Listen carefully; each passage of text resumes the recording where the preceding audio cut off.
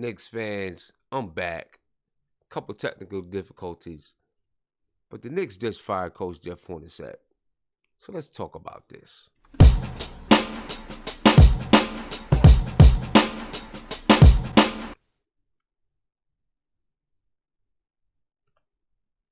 What's up, y'all? I know I had a couple of technical difficulties, but the Knicks just fired Coach Jeff Hornacek. 2 o'clock in the morning, I think it was. I know it's 5 a.m. and y'all probably think I'm crazy. But they fired Coach Jeff Hornacek. Kurt Rambis too. See, I didn't even see that. So I guess they fired Kurt Rambis too. It was obvious. The writing was on the wall. You know what I'm saying? Coach Jeff Hornacek wasn't going to stick around. And, the Knicks needed something fresh. They needed something new. And like we said, if they're gonna fire him, they needed to do it early. They needed to do it early so that they can get on with their coaching search. And early they did. Early they did. I mean, not even hours after the game did they fire him. So I guess it's a good thing for the Knicks. You know what I'm saying? And here we go. We're on our way to something new now. Hopefully, we can bring in a new philosophy. A new coach, new philosophy, a new style of play. And we can bring in someone that's going to hold the guys accountable, that's not going to be afraid to truly develop our young guys. You know what I mean? But they did it quick. They did it decisive. And it's a good thing. It's definitely a good thing. Definitely a good thing. Again, Scott Perry, Steve Mills fired Coach Jeff Hornacek. He's out as New York Knicks head coach, and the coaching search begins. So we're kicking the off season off. We talked about earlier in our stream. We talked about what kind of off-season moves the Knicks need to make. And the number one thing that we thought that they needed to do was fire Coach Jeff Hornacek. And it's a done deal. And when we talk about who could replace Jeff Hornacek, the obvious names come up. Mark Jackson, David Fizdale, David Black, Jerry Stackhouse. I'm looking on New York Daily News right now. And, they have a few other names thrown in there. Monty Williams. You check this out. There's Monty Williams, Jason Kidd, Mike Brown, Steven Silas, Chauncey Billups. These are other possible candidates to replace Coach Jeff Hornacek. I'm going to be honest with you guys, though. Jeff Hornacek kind of got a raw deal. Not that I think that Jeff Hornacek was a really good coach or anything like that, but I think he kind of got a raw deal. He came in as Phil Jackson's flunky, his yes man, and he did everything that Phil Jackson wanted him to do, which probably wasn't good for Jeff Hornacek and his style of play. Because he was trying to play his style of play with guys that Phil Jackson wanted to bring in pieces and parts of the triangle. So then he tried to fuse that up-tempo game with a slow tempo type of game. And obviously it didn't work. It wasn't going to work. And then he comes, and then there's a president and general manager change. Scott Perry comes in. Steve Mills takes over as president.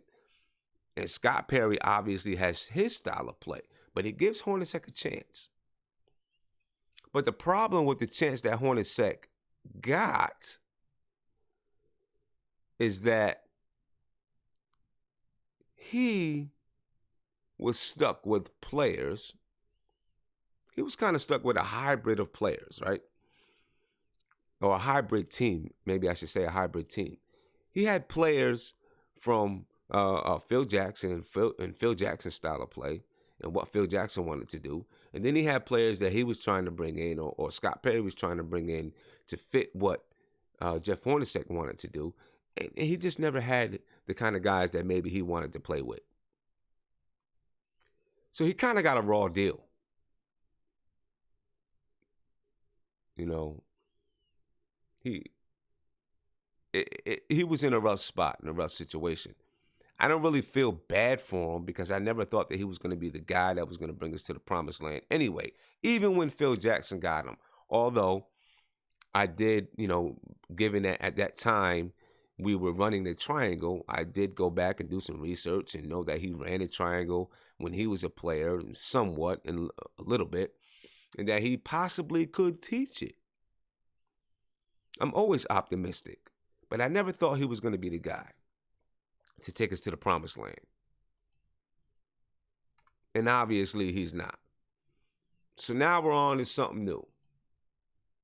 Right? We're on to something new. New players.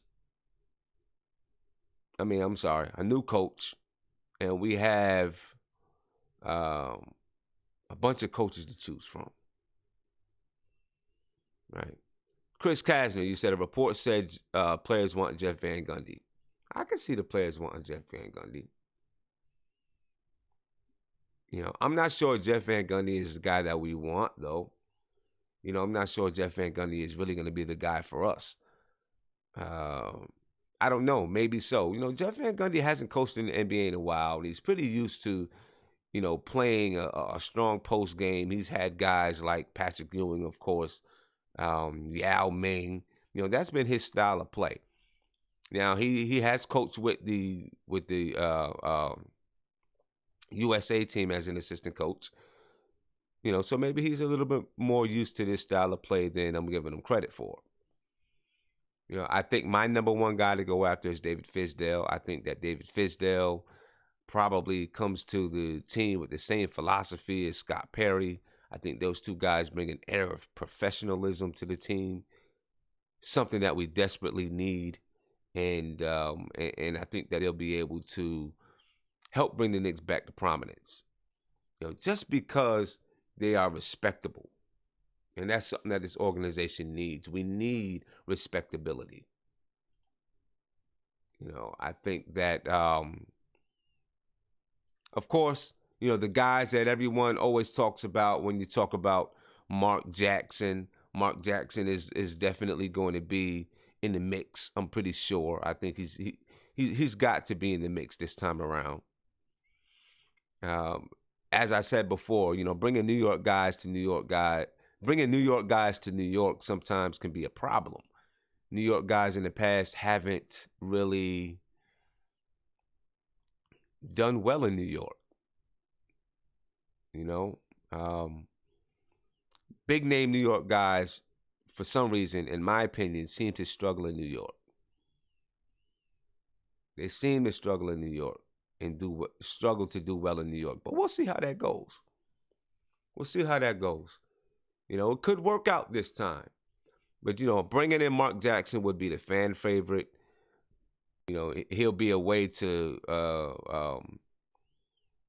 rev up the fans and get everybody excited, get New York excited. And I'm not saying Mark Jackson is a bad coach, but is he the guy? Is he the guy? I'm going to say this. I believe that he can take these young guys and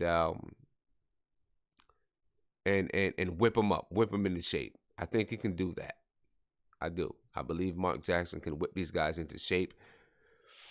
What I'm afraid of is that there's going to bring drama. Mark Jackson he's a high-profile guy with a big personality, and so there's going to be some attention on Mark Jackson simply because he's Mark Jackson. And I think that's going to bring drama or maybe too much attention. I don't know what to call it. Mark Jackson is a guy, though, that strong-headed. He's got to have his way. He wants to have his way. But maybe he is the guy that Scott Perry can say, or is a guy that Scott Perry can say, go ahead, do what you do. I don't know. I do not think in the long run, I think Mark Jackson can whip our guys into shape, be especially good for our young guys, especially good for Frank, in my opinion. But I do not believe that Mark Jackson is the guy that's going to get us over the top in the long run. I think that he does not have the offensive X's and O's to get us there. That's my opinion. I don't know, but he didn't get the coaching in Golden State long enough to prove whether or not he could get the team over the hump. They improved every year that he was there. Every year that he was there, they improved. And he turned them from a 20-win team into a 50-win team. And then, of course, everything that went on inside the locker room and whatever it was, Steve Kerr took him over the top. Doc Rivers. People ask about Doc Rivers. I personally think Doc Rivers is a good coach. I like Doc Rivers. He does bring his own drama with him, of course. He's another high-profile guy that is going to bring a lot of attention to the team because of who he is. But I think he's a damn good coach. You look at the Los Angeles Clippers. The Clippers ended the season. I don't know. I don't know what happened in the game last night, but they ended the season with a winning record when they started with a losing record. If they would have got off to a better start, they could very well be in the playoffs. And they had a crazy mid-season change in players, getting rid of Blake Griffin and, kind of a mini overhaul of players, and they still managed to make the playoffs. I think Doc Rivers is really is a good coach, and that Doc Rivers is another guy that can whip these young players in shape. But then, if you want to get Doc Rivers, then we've got to give up a draft pick if we want to get Doc Rivers. Doc Rivers is not a free agent this year. I believe he has one more year under his contract. Yes, Uncle Phil, right. Doc is under contract, and I don't think he comes to a rebuilding team. I don't know. I think he might go to a rebuilding team. But I don't think you touch Doc Rivers because you're going to have to give up a draft pick. If, the Clippers may let us talk to him. But if we really want him, we're going to have to give up a draft pick. And I don't think that's the way to go. We want to collect those draft picks. We want to keep building our assets. We don't want to give up a draft pick for a coach. And if we want to get Doc Rivers, I think that's going to be the case. We're going to have to give up draft picks or a draft pick. And that's not something we want to do. We need to keep those draft picks. I mean, in my heart, I really do think that David Fizdale is the guy. I think I like David Fizdale. I like David Blatt.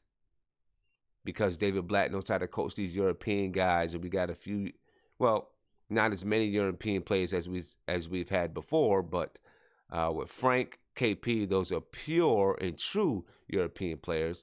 Moutier is not really, he kind of really played ball here in the States, in Houston, and then he went to China. So he's not really an overseas guy. He's a United States guy. But with the talent that we have, I think David Blatt could do a good job with the players that we have. So we'll see what's going to happen. It's going to be very, very interesting. Indeed, very interesting to see what happens with this squad or with this coaching search. I'm saying squad. With this coaching search, it's going to be very interesting. And I'm hoping that we have Scott Perry does a diligent search and really brings in a guy that's going to fit the philosophy, fit our philosophy, whatever our philosophy is. I guess we need to establish that. I think that Scott Perry, Steve Mills, they want to bring in young guys that want to play defense, get up and down the floor. So he needs to bring in a coach that wants to fit that mold. If that's what we're going with, then he needs to bring in a coach that wants to fit that mold and bring in assistant coaches and developmental coaches that are going to fit that mold as well. So the next few months are going to be interesting. I'd like to have a coach hired before the draft. To me, last year, not that I love Frank, and I think Frank is the right guy for us, but just the process of it all, you let Phil Jackson make your draft picks, and then you fire him. That obviously didn't make sense unless something just outlandishly happened after the draft. That doesn't make sense. You know what I mean? You make that you fire that person before the draft, and you try to bring in someone to help you with the draft. Same concept here.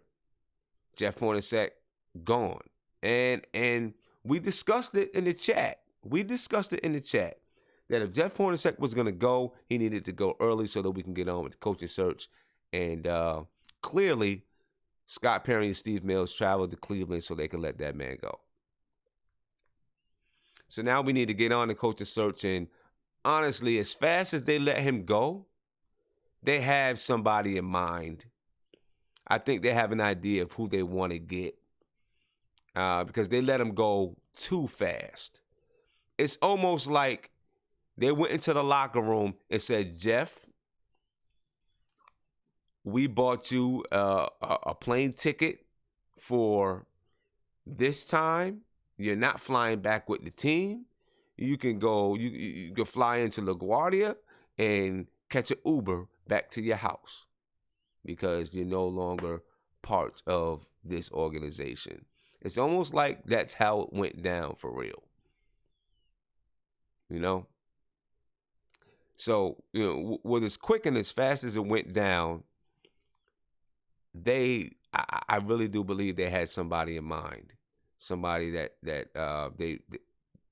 they see is going to be a good fit for this team. So I wouldn't be surprised if there's a quick hire either.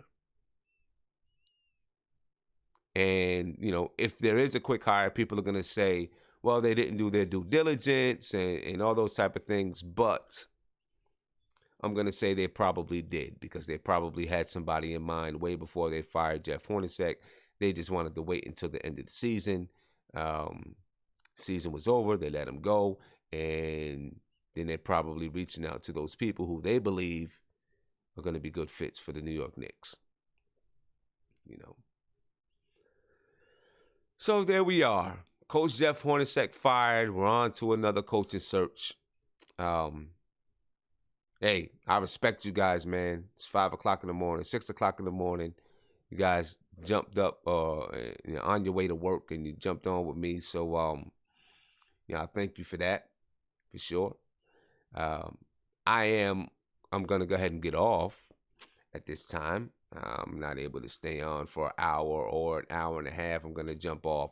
But tomorrow night, 10:30, we're going to do a wrap-up of the season. We're going to talk about this season. We're going to do a wrap-up. If you missed my earlier stream, go check it out. We voted on following OKC in the playoffs. So we're going to follow OKC in the playoffs. All right.